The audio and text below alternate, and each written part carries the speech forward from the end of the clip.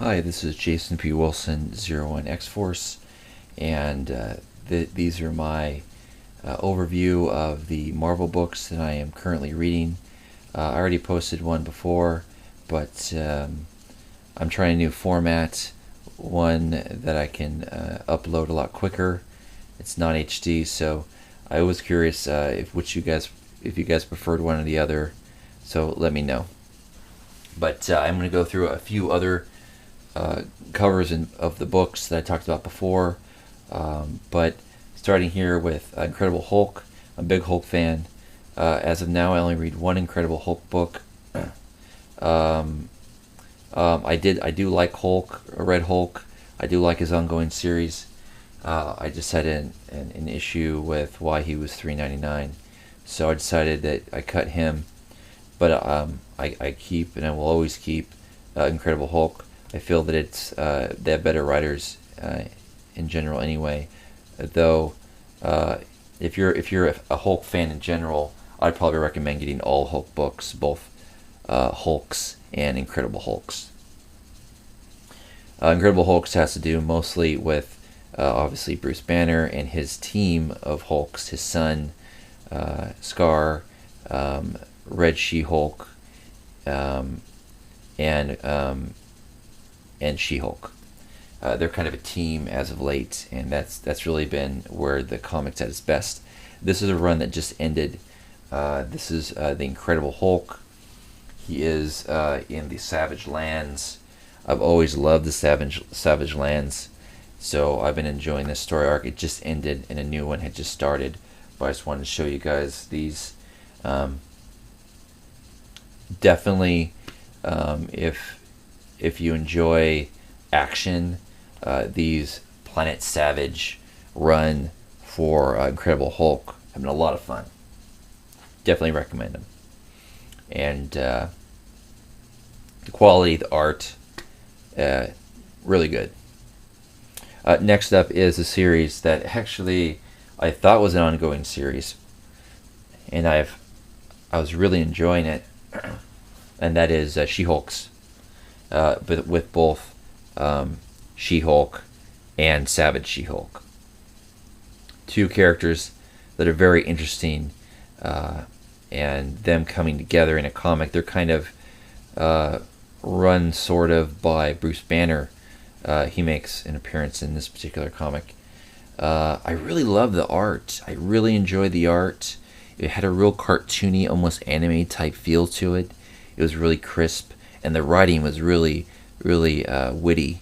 It really showed the characters and how different they are, but at the same time what they have in common. I really loved the first issue, and I enjoyed the run in general. This is issue number 2, and I definitely enjoyed even some of these lesser known villains that have been popping up. I really enjoy when they take these villains that you normally don't see and then write them well. Here's another one, Claw. He popped in here. He's a very interesting character as well. I know these seem like one-shots, but they kind of all do. They definitely all connect. This is a run in what I thought to be an ongoing series. Now see all these up top, 1, 2, 3. Now let me show you this next one. Then they came out with number 4, the end of the current story arc, and look what it says now, 4 of 4. So I was like, oh wow, what's this? It never said limited series on any of the other issues, and all of a sudden, bam, limited series. Really disappointing, because not only was it a great price, $2.99, but it was She-Hulk's done well, and it fit in perfect because you had Hulks, you had Incredible Hulks, and then you had She-Hulks. That is a great family of books, and because of them making this ongoing series and then turning it into a limited series, I can't believe they think that we're going to fall for that. I mean, how dumb do we think we are that we're going to, oh yeah, from the very beginning, it was a limited series. Really? Come on. So one of the better Marvel books, and this is their way of canceling it, I guess. Very disappointed in the canceling, but love the series. Recommend everyone to pick it up if you can find it. Next up is another series that has been very good, and that's Amazing Spider-Man. I've really been loving the covers that Amazing Spider-Man has been putting out lately. They really reflect the character and what the character is what's going on with the character, and lately, and beautiful cover, and a great new story arc that connects with Future Foundation. And that's the next book here. Future Foundation is another Marvel book I read. This is issue 1. Extremely, I already talked about it before, but extremely strong first issue. One of the best. If you've ever been interested in Fantastic Four, pick up Future Foundation. This is the best time and the perfect time to jump on board. I did want to show the issue before that. It was the, their old logo when they're, the final issue, Fantastic Four, and then you have this cool showing that there's 3 of them now because of the death of Johnny Storm, Human Torch, and then who else is gonna be joining? And of course, that ended up being Spider-Man. There are other members, but Spider-Man is the official 4th member. Definitely, I'm going to be picking up the last story arcs of Fantastic Four on trade.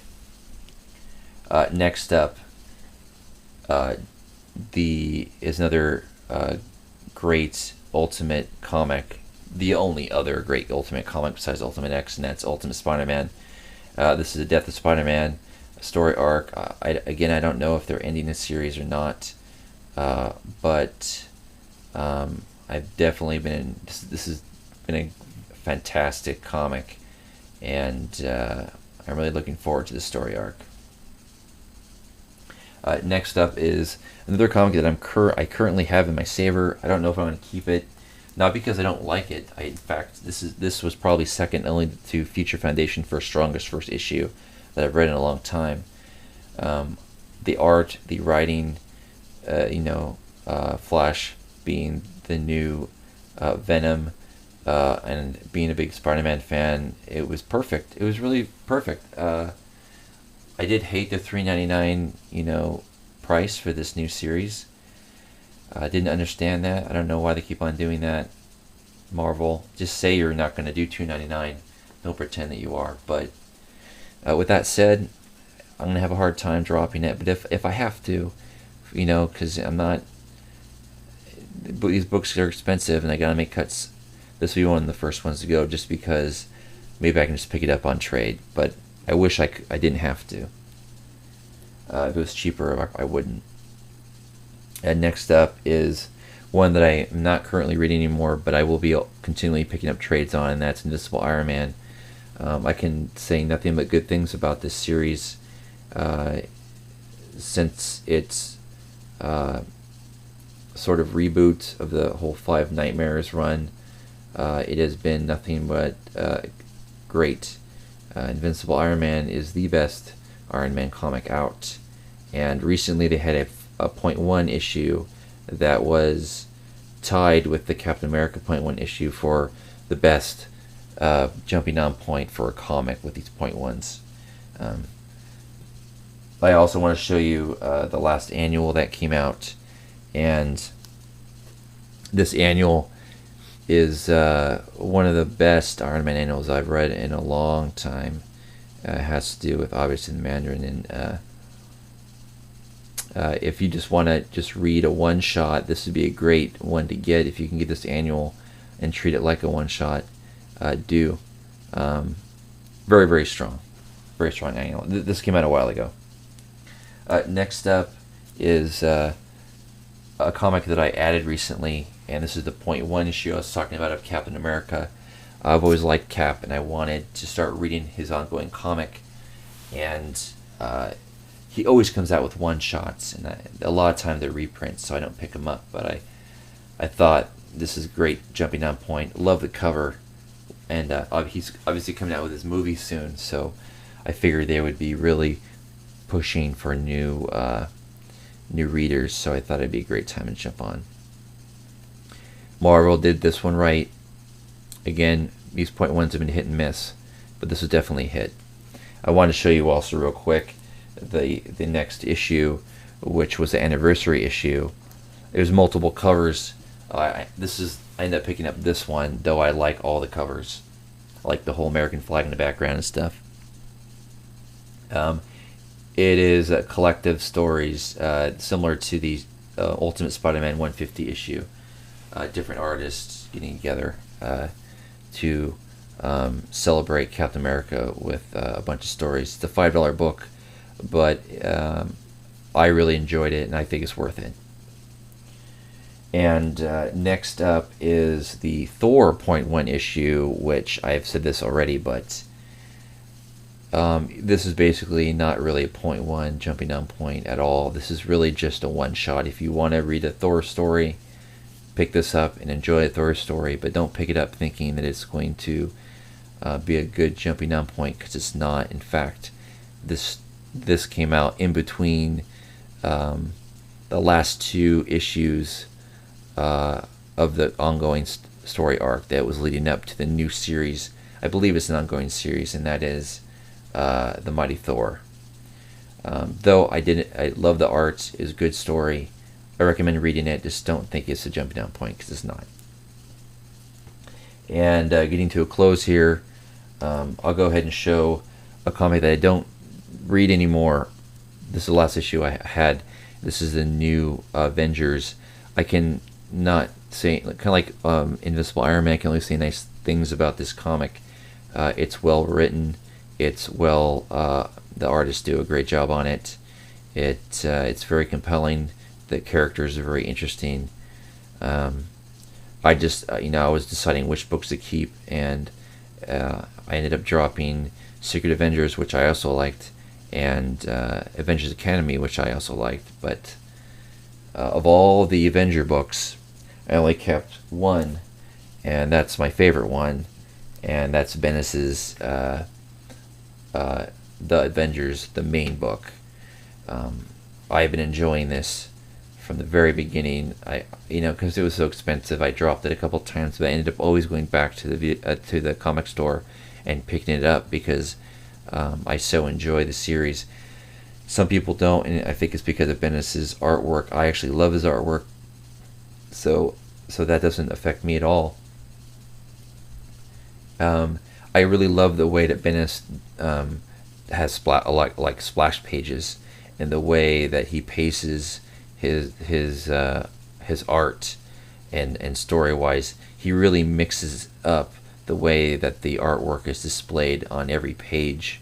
It makes you feel as if you're going to turn the page. You're not sure how it's going to look, because he tries so hard to make it look different. I really enjoyed the first story arc, and I'm enjoying this one almost as much. So even though it's officially not in my saver, I think I will be putting it back in there to make sure that I get it. This issue in particular is the story with the Affinity Gems has really been heating up, and you had a nice big surprise at the very last page of this book. I won't spoil it, but there is a very powerful character who I thought was gone and stuck in some dimension, but I guess he got out or whatever. But I was surprised, and I was surprised in a good way. So those are my Marvel books. That's what I'm reading right now. Please let me know what you're reading. If you're reading any of the books that I am, what you think of them. If there's any books that you're currently reading that you would recommend as well. Also, again, I'm trying a new format. This is a VGA format. I would like to know whether you prefer my HD postings, or if you don't mind the lower grade postings like that this VGA is. It's just faster for me to upload. But I don't mind doing HD. I'm definitely going to still do it on certain specials that I'm doing. And yeah, so those are my Marvel books. And please leave me a message and let me know what you think. And thanks for watching.